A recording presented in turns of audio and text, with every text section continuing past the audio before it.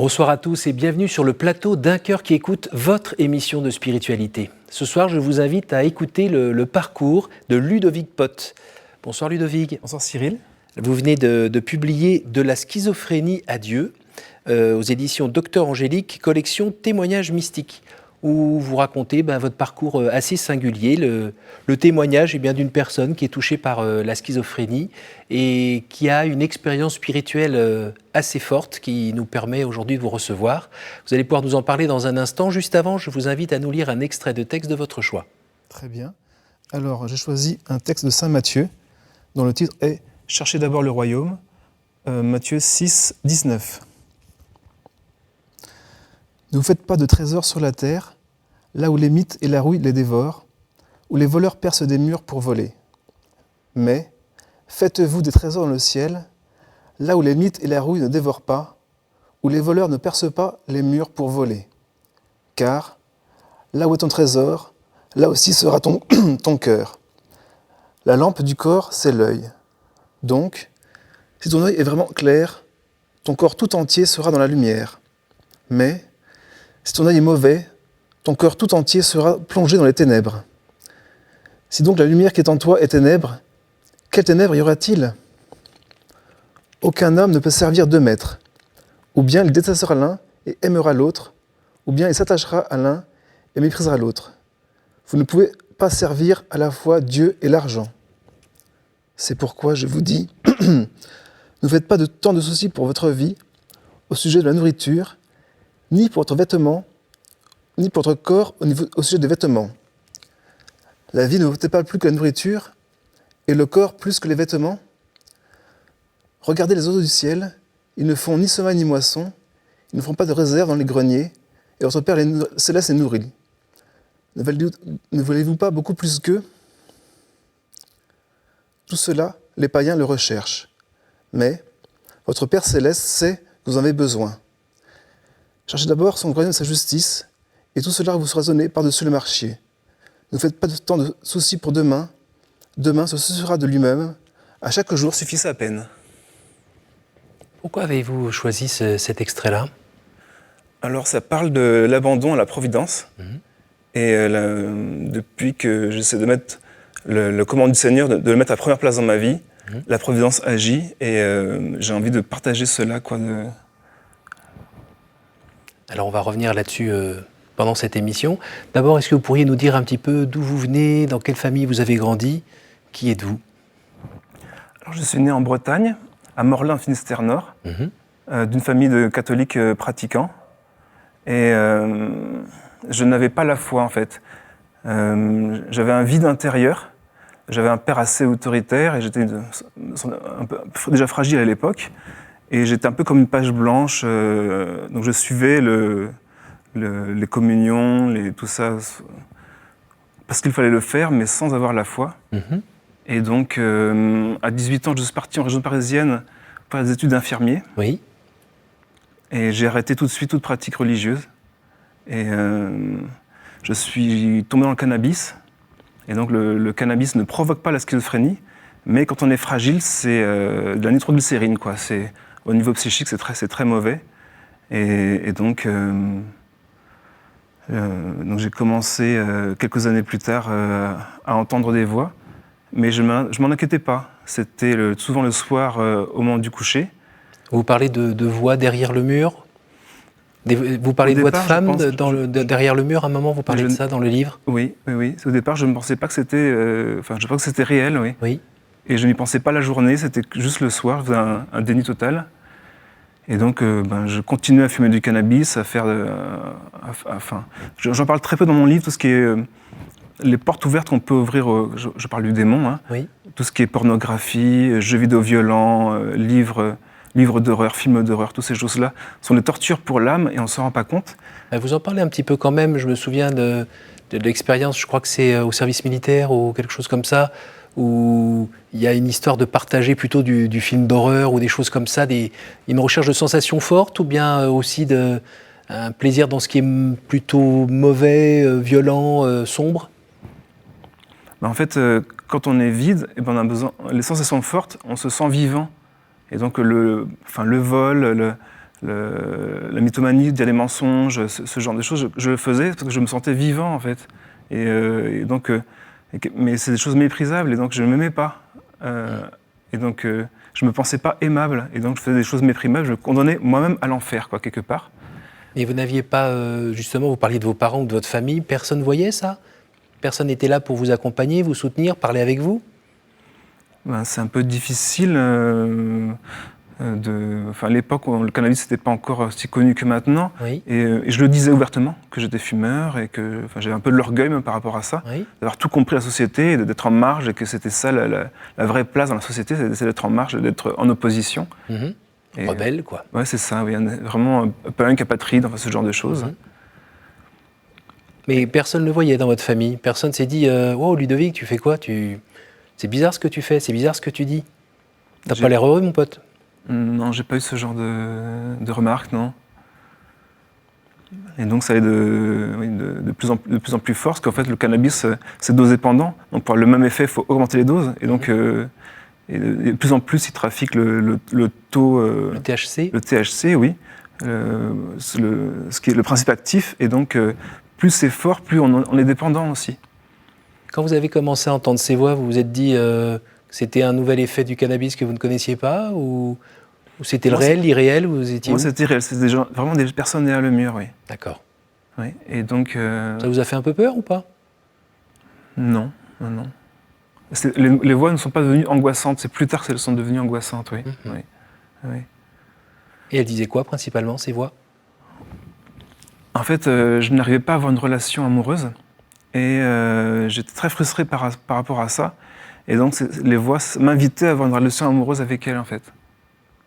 Et donc quelques temps plus tard, j'ai eu une semaine de RTT que je n'avais pas prévue, de repos compensateur, parce que je travaillais comme aide-soignant, parce que j'avais dû arrêter mes études d'infirmier, le cannabis n'était pas possible d'étudier. Et donc je me suis dit que j'allais arrêter de manger, arrêter de dormir pour avoir, comme les Amérindiens, un signe dans ma vie et savoir où diriger mon existence, parce que je sentais que j'étais vraiment perdu, quoi. Mm-hmm. Et pendant 2 semaines, en fait, j'ai quasiment pas mangé et pas dormi du tout. Mm-hmm. Et donc le manque de sommeil et le manque de nourriture crée un stress nerveux et augmente en fait tout ce qui est hallucination, ce genre de choses. Oui. Et vu votre fragilité dans le domaine, c'était pas génial comme idée. Oui, ça a duré très longtemps, je passe sur les détails. Et donc, à un moment donné, j'ai cru avoir parlé à Dieu. Quelque chose de très fort intérieurement. Oui, vous le racontez d'ailleurs dans le livre. C'est tout d'un coup, cru parler à Dieu, puis que Jésus vous parlait en vous disant aussi qu'est-ce que tu fais? Et donc, mais sans avoir aucun souvenir des mots échangés, alors que c'était d'un instant à l'autre, très proche, mais aucun souvenir. Et une autre voix est venue et m'a dit « Si tu crois en moi, saute par la fenêtre ». Et j'ai demandé pourquoi. En fait, comme j'étais... Enfin, pourquoi? Et donc la voix m'a dit « Quelle est ta plus grande peur ?» Et donc j'ai eu le sentiment que Dieu me mettait à l'épreuve. Hein, parce que moi, c'est le vertige, est vraiment quelque chose de... Ça peut créer des peurs paniques en moi. Oui. Et donc je suis monté sur la fenêtre. Et, vous étiez au 5e étage. C'est ça, oui. Et là, on est d'accord que ce que vous avez cru comme situation, c'est que comme vous aviez eu l'impression de parler avec Jésus, et à la fin de cet entretien, il avait dit qu'il ne resterait plus de souvenirs de cet entretien, juste après, vous n'avez pas su qui vous parlait dans la phrase suivante, oui. Et vous avez pensé que c'était lui, et genre Jésus qui vous mettait, entre guillemets, à l'épreuve pour savoir est-ce que tu as vraiment confiance en moi, saute par la fenêtre. Oui, c'est ça, oui. Voilà. Quand on le relit aujourd'hui, on voit que ça ne marche pas, mais sur le moment, vous allez sauter. En fait, je suis monté, j'ai regardé en bas et j'ai tremblé, j'ai eu peur. Et je me suis dit, je ne peux pas ne pas obéir à Dieu, quoi. J'avais découvert et je voulais lui obéir. Et donc, il était 2 heures du matin, et j'ai sauté. Et j'avais une fracture au verre du coude, enfin plein de fractures du bassin, enfin beaucoup de fractures. Et donc... Mais ça, déjà, c'est fascinant. Du 5e étage, vous êtes encore en vie en tombant là-dessous. Enfin, déjà, ça... Et c'est une patrouille de police qui m'a trouvé. Et comme j'avais l'artère du coude sectionné, ça s'est joué à quelques secondes près. Donc vraiment, la providence encore. Et donc, ça a été un mal pour un bien, parce que j'ai vu mon père pleurer en réanimation devant mon lit d'hôpital. Je ne croyais pas à son amour pour moi. Et donc là, j'ai pu voir qu'il avait de l'affection pour moi et ça a tout changé. Et après, par la suite, j'ai pu avoir des entretiens thérapeutiques avec un psychiatre, avec mes parents, et découvrir qu'il avait une vie encore pire que la mienne quand j'étais enfant. Et donc, de comprendre son parcours. Et donc, quand on comprend, on peut commencer à aimer. Oui. Pouvoir pardonner. Et mes sœurs m'ont dit aussi, que j'ai 3 petites sœurs, que par la suite, les parents étaient plus attentifs. Ils restaient plus longtemps au téléphone. Donc, ça a resserré les liens familiaux. Et le contact et la relation avec le Christ, qu'est-ce que c'est devenu après cette expérience terrible? Eh ben, mes parents m'ont aidé à déménager quand j'ai dû reprendre mon travail après la déforestation. Donc ma rééducation est très bien passée. Et donc ils m'ont dit, dans ma nouvelle paroisse, à Trappes, est-ce que tu veux venir avec nous à la messe le dimanche? Et moi, j'avais aucune envie d'aller à la messe. C'était pas du tout mon idée à l'époque. Mais pour leur faire plaisir, je leur ai dit, d'accord, je viens à la messe. Et là, j'ai vécu une conversion dans une église. En Bretagne, c'était des statues partout, des dorures. On ne savait pas poser le regard. C'était des taches d'humidité. C'était vraiment un vieux musée. Et là, par contre, une église toute blanche, avec un grand Christ en croix, très, très dépouillé, avec une chorale de jeunes, avec des enfants, avec des gens de tous les horizons, et rempli, quoi. Et j'ai senti une joie, une paix que je ne connaissais pas avant. Et ça m'a donné envie de revivre ça. Donc je suis revenu par moi-même. J'ai commencé à lire la Bible, j'ai commencé à prier, à avoir une vie de foi. Et donc c'était un départ, un nouveau départ. Vous aviez quel âge? 26 ans.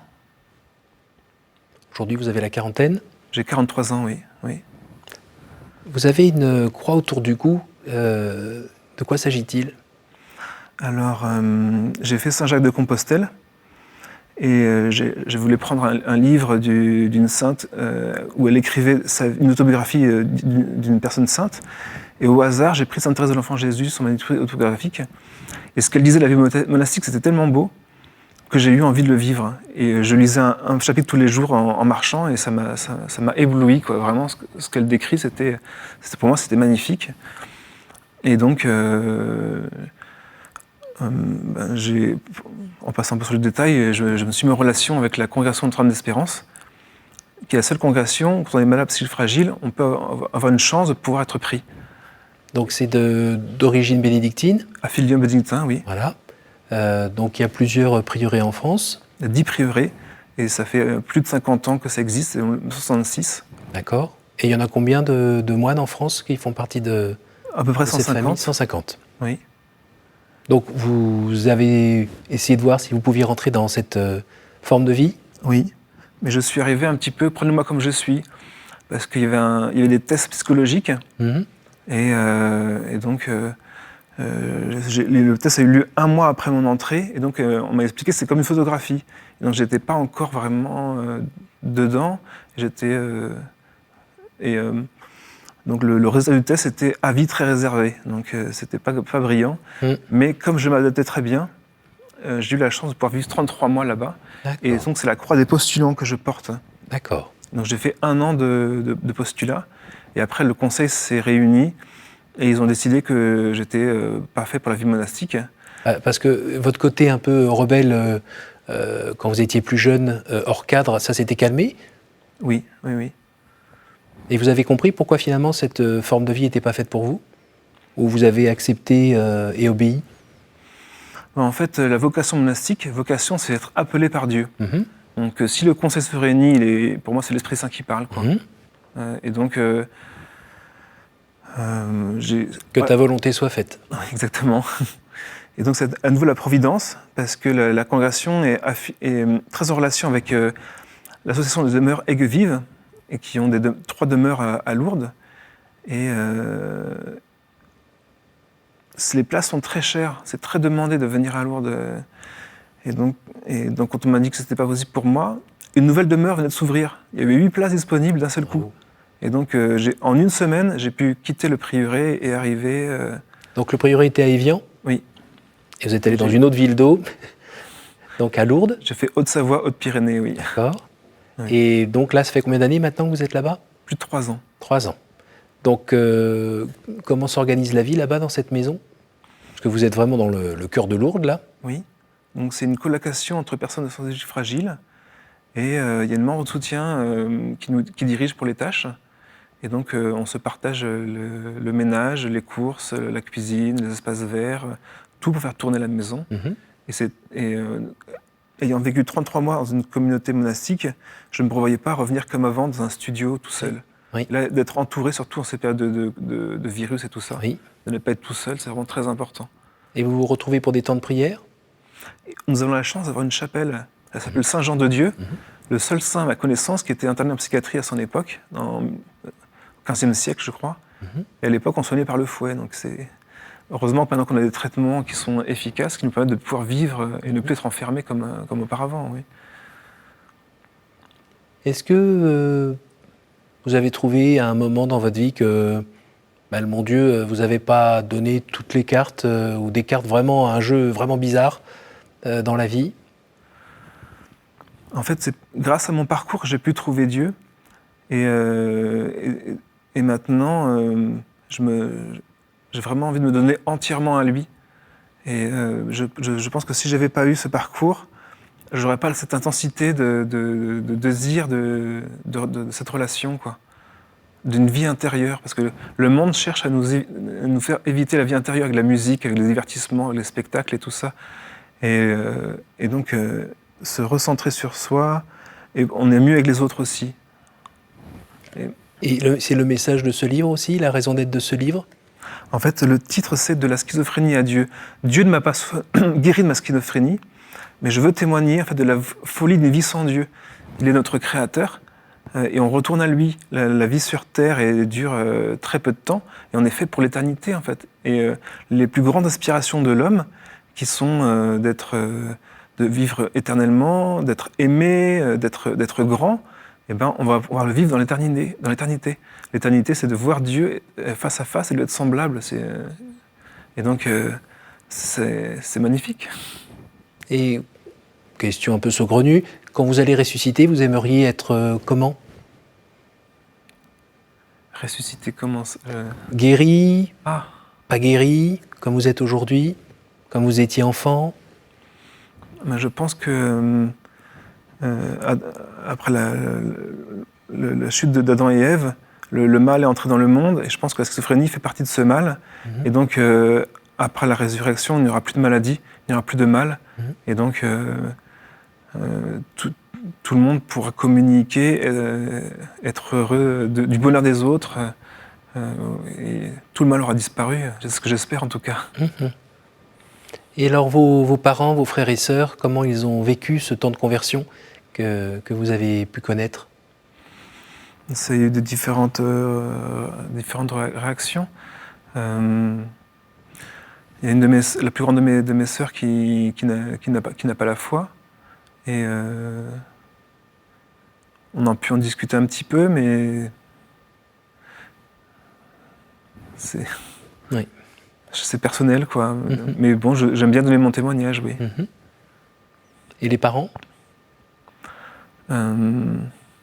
Mes parents sont venus me voir plusieurs fois au monastère. Oui. Et ils viennent me voir à Lourdes. Et donc, en fait, quand j'étais en réanimation, le pronostic vital était réservé. Et ma mère a dit à ma Marie, « Maintenant, ce n'est plus moi la mère de Ludovic, c'est toi sa maman. » Et donc, j'ai l'impression que Marie me suit depuis ce moment-là maintenant, je suis à Lourdes. Donc oui. Et en fait, ma relation avec ma mère, c'est beaucoup affermi. Enfin, les liens se sont créés. Et on échange beaucoup plus qu'avant. Oui. Donc en fait, j'ai vraiment gagné au change. Ma mère est devenue plus proche et maman Marie aussi. Pas mal. Vous êtes venu avec un t-shirt où c'est écrit Mary's Meals. Ça me rappelle un invité que nous avions reçu ici, qui était le fondateur de cette association qui distribue des repas à des enfants dans le monde qui n'ont pas de quoi manger. Pourquoi vous portez ce t-shirt? Je me suis posé la question. Enfin, oui, on a parlé qu'on peut venir comme on voulait. Donc je suis bénévole pour cette association depuis 1 an. Et en fait, les repas sont donnés à l'école. Et donc les enfants dont les parents ont très peu de moyens, souvent ils vont mendier, ils vont travailler, ils ne peuvent pas étudier. Pour sortir du cycle de la pauvreté, il faut faire des études. Oui. Et il y a des pays en Afrique où il y a la nourriture, mais il y a pas, les gens n'ont pas les moyens. Et donc, pour moi, c'est une formidable idée de faire... Et tout marche par des bénévoles sur place. Ce sont les mamans qui préparent les repas bénévolement pour les enfants. Et ils utilisent les ressources du pays. Ils ne font pas revenir des choses de très loin. C'est en circuit court. Et donc, ils arrivent à faire des choses magnifiques. Pour moins de 19 €, on peut nourrir un enfant pendant 1 an. Et c'est pas qu'en Afrique, c'est en Asie, en Amérique du Sud. Et vous êtes investi comment? Vous êtes allé en Afrique, en Asie Vous avez fait ça à quel endroit? Comment vous êtes investi concrètement? Alors, déjà par des dons.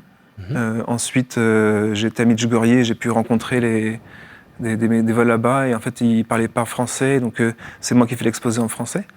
Et sur ma chaîne YouTube, donc je suis serviteur 44 sur YouTube, j'ai regroupé toutes les différentes choses qu'on pourrait trouver sur Mary's Mills pour que les personnes, s'ils font une recherche, tombent sur la playlist et puissent tout regarder.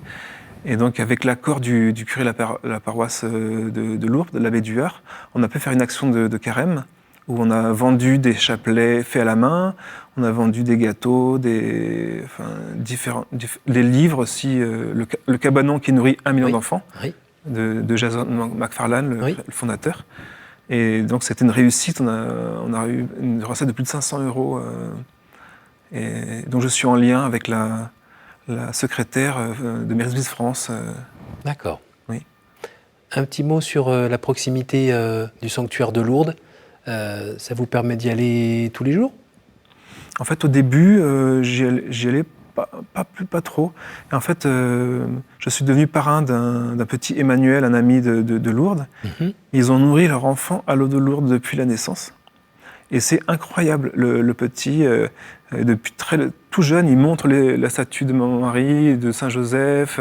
À peine 1 an et demi, il ne sait pas encore parler, il se mettait à genoux comme ça devant. Enfin, il est très précoce en fait. Il commence à faire le ménage, à mettre la table alors qu'il est tout petit.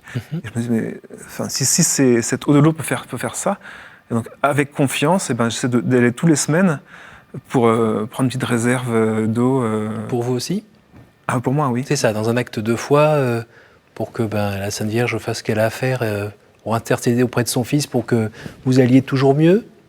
C'est ça? Oui. Pour que votre foi grandisse aussi? Oui. Et donc, c'est une grande grâce d'avoir le sanctuaire aussi proche.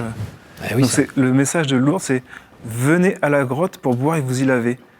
Et d'y venir en procession. Et donc, le fait on a la bénédiction de Maman Marie quand on fait sa volonté.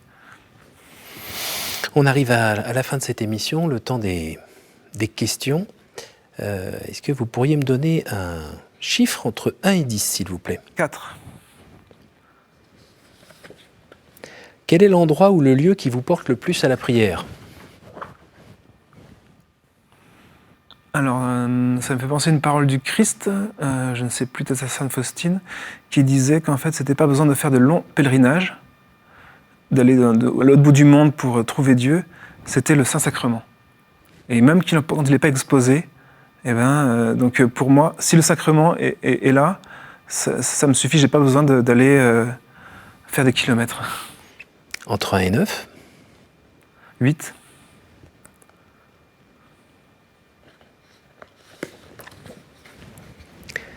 Quel est le personnage ou le saint que vous aimeriez retrouver au ciel? Alors, Sainte Thérèse de l'Enfant Jésus, je l'appelle ma petite sœur du ciel. Et donc, je pense que chacun, on a un saint ou une sainte préférée. Et donc, elle a beaucoup été importante pour moi dans ma vie de foi. Donc, j'ai bien envie un jour pouvoir réussir à discuter avec elle, oui. Allez, je vois que je suis encore entre 1 et 10 à nouveau. Alors, le chiffre 1. Quelle est la vertu qui vous manque et à laquelle vous aspirez? Je pense que au niveau de l'orgueil, j'ai des travaux à faire sur moi-même. Oui, j'ai du mal à accepter les remarques, et donc je surréagis parfois quand on me fait une remarque par de l'énervement. Et donc venez en école parce que je suis doux et humble de cœur. C'est un message du Christ et j'aimerais pouvoir le mettre en pratique. Est-ce que vous auriez un message particulier à dire aux gens qui ont la même maladie que vous ou qui ont un membre de leur famille qui est atteint aussi par cette chose-là? Est-ce que vous auriez envie de leur dire quelque chose, un message particulier? Alors, pour le rétablissement, je pense que c'est très important de savoir qu'on est aimé de Dieu, savoir qu'on est aimé de ses parents et s'aimer soi-même. Et donc, si cet amour est là, la maladie, en fait, elle perd de sa force. Et souvent, les voix sont angoissantes, elles cherchent à nous détruire. Et donc, si on s'aime, on se sent aimé, on a des forces pour résister. Merci beaucoup Ludovic Pott. Je rappelle le titre de votre livre, De la schizophrénie à Dieu, paru aux éditions Docteur Angélique, collection Témoignages mystiques. Merci beaucoup d'être venu de Lourdes, nous partager cela là dans la banlieue parisienne. Merci et merci à vous tous pour votre fidélité. N'hésitez pas à retrouver ce témoignage sur notre site www.ktotv.com. N'hésitez pas à le partager autour de vous auprès des gens qui sont concernés et puis les autres aussi pour peut-être leur ouvrir davantage les yeux et le cœur. Merci à vous tous et à la semaine prochaine.